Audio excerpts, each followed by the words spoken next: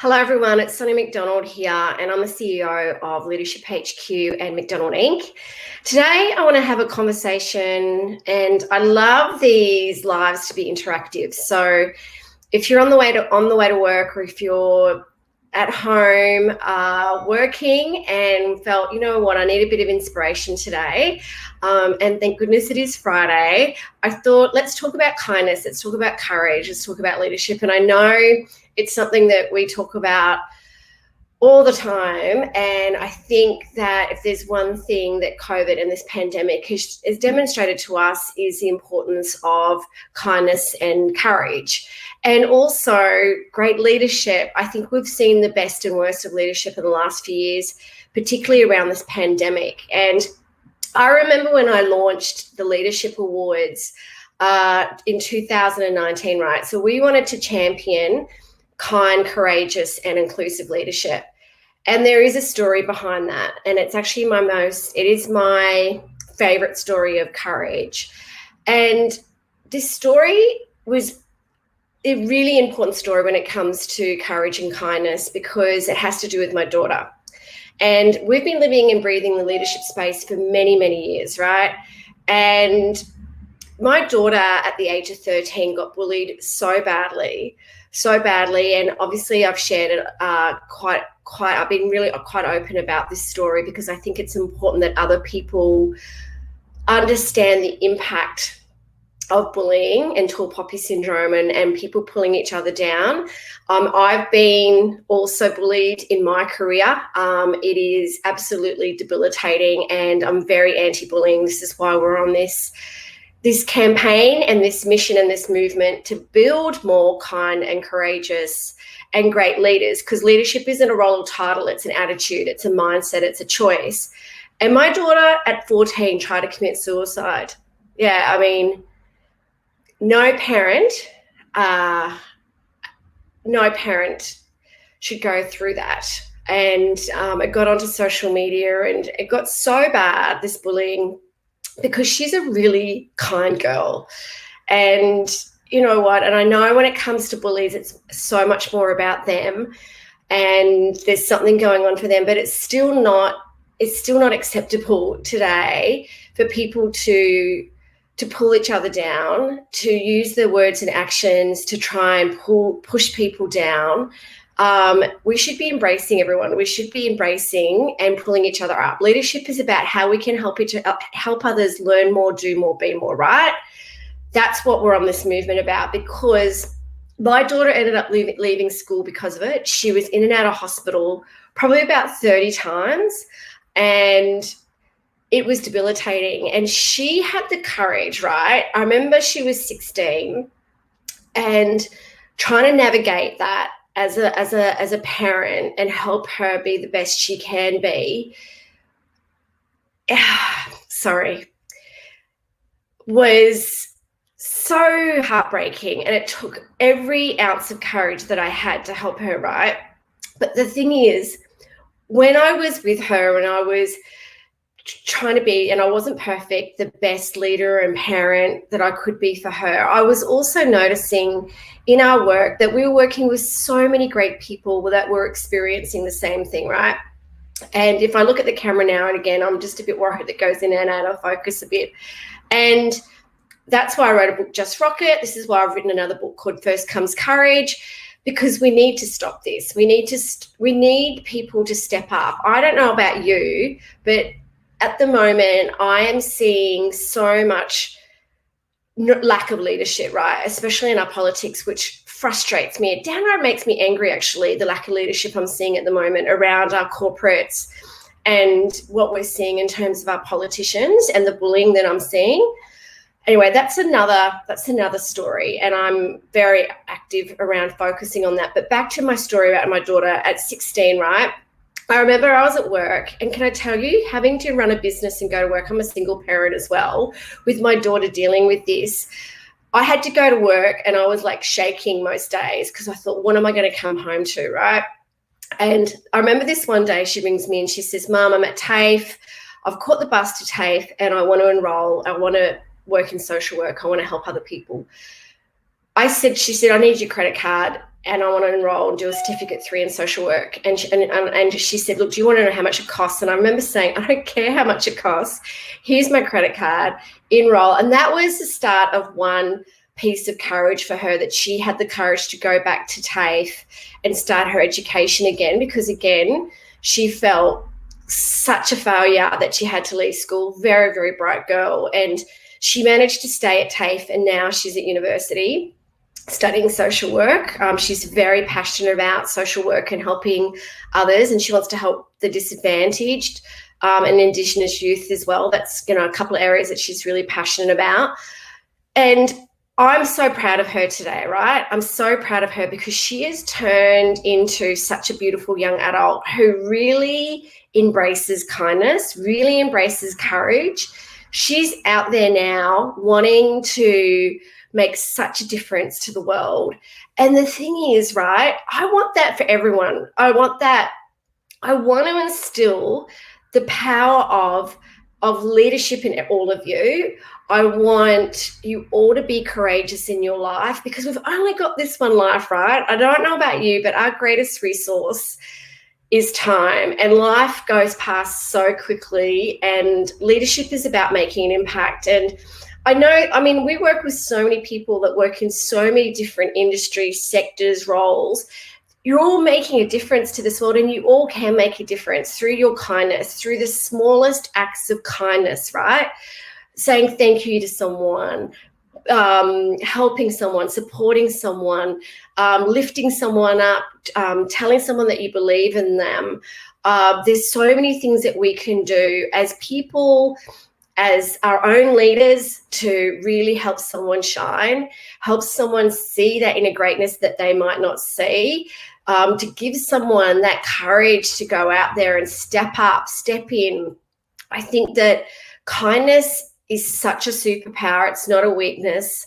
And this is why we've started the Courage Conference, right? Because the awards, when I launched the awards in 2019, I remember the reason why I launched those awards was based on that story around my daughter, but it was also based on so many other stories and so many other people that we worked with that were seeing leadership in a lens that was negative, because there's so much negativity about leadership. I mean, we're seeing some of it at the moment, when there's so many great examples and positive stories around leaders and leadership, right?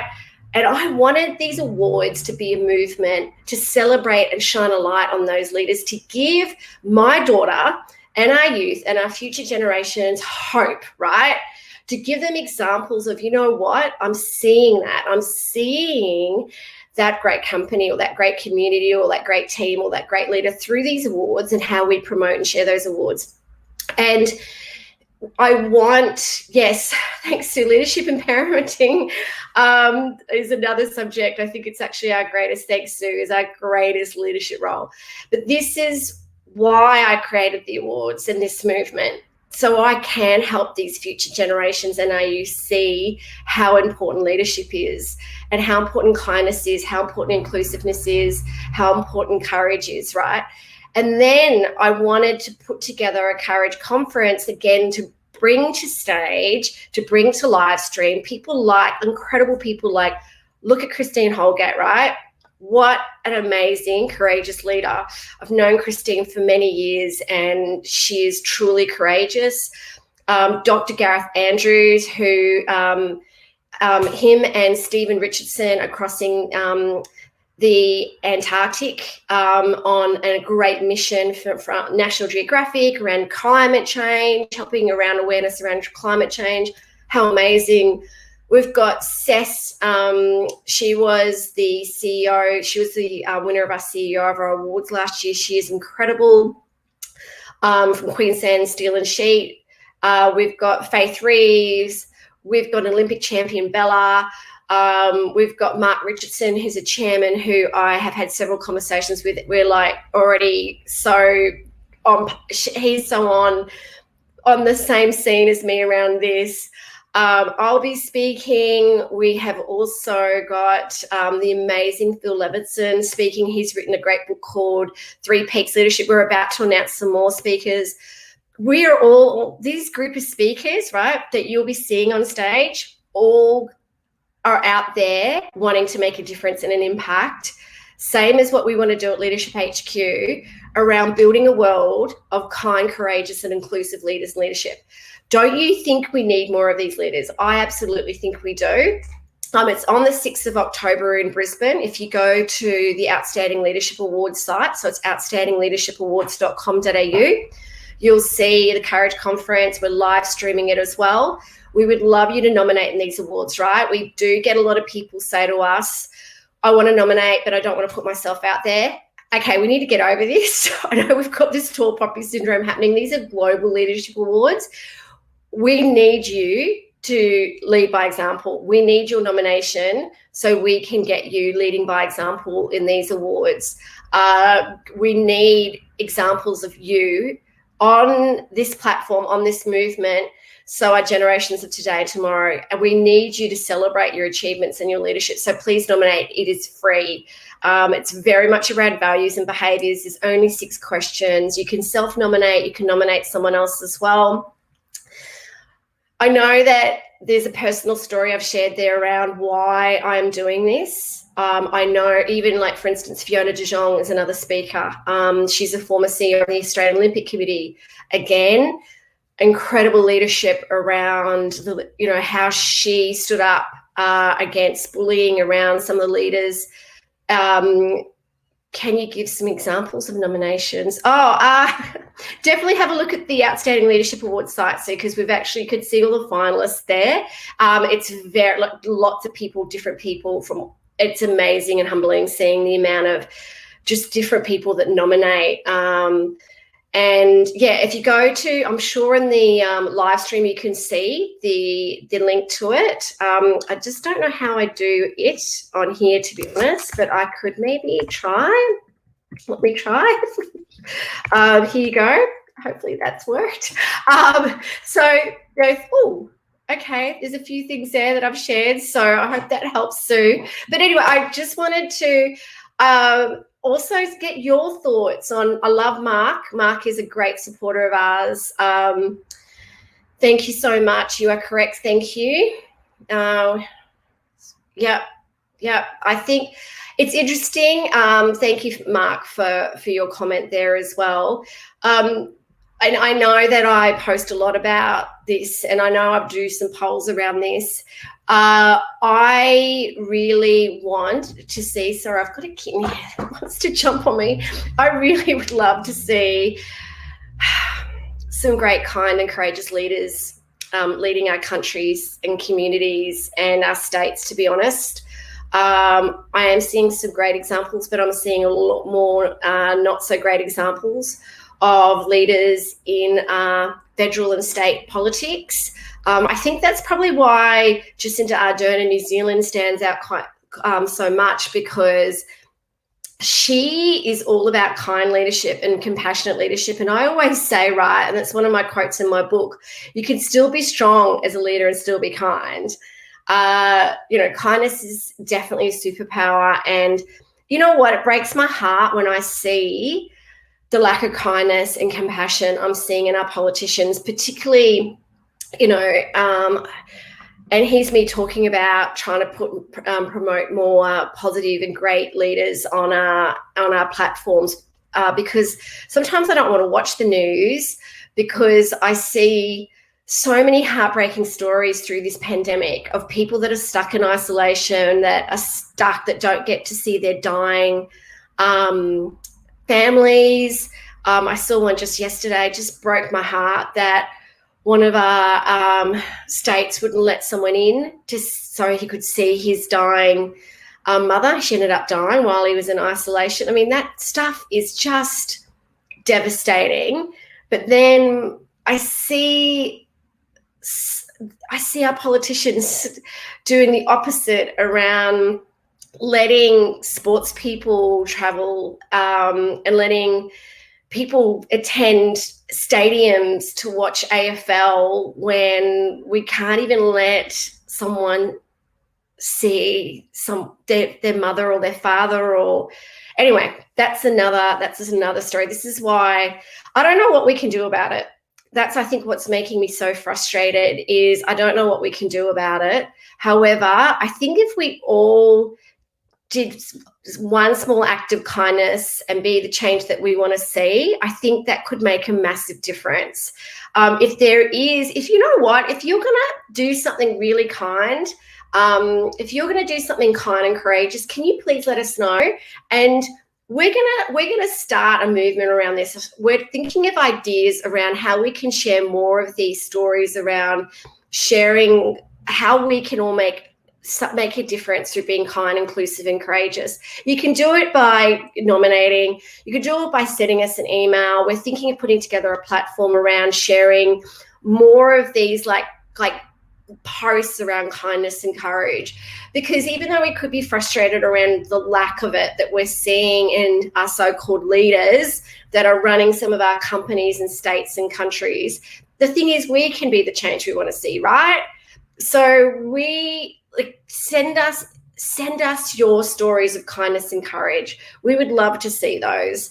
I'd love to know how you can make a difference. And also, you know what? Kindness and courage starts with us. It starts within.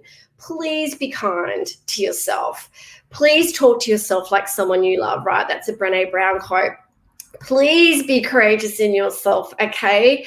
Whatever you fear, tap into that fear and go, you know what? I fear this because I care, but you know what? I've got this. I've only got one life. So if you've got a goal or a dream, or you want to stand for something, or you want to be really show who you are and be courageous in that, do it, right? Here I am doing these lives advocating for this because I want to be courageously seen, and I want you all to be courageously seen, and I want you to be all beautifully kind to yourself, because we are all now so much more connected, because this is why now we've actually made the awards global, because we want to build a world community where we can all embrace and we can all be action biased when it comes to being kind, courageous, and inclusive, right?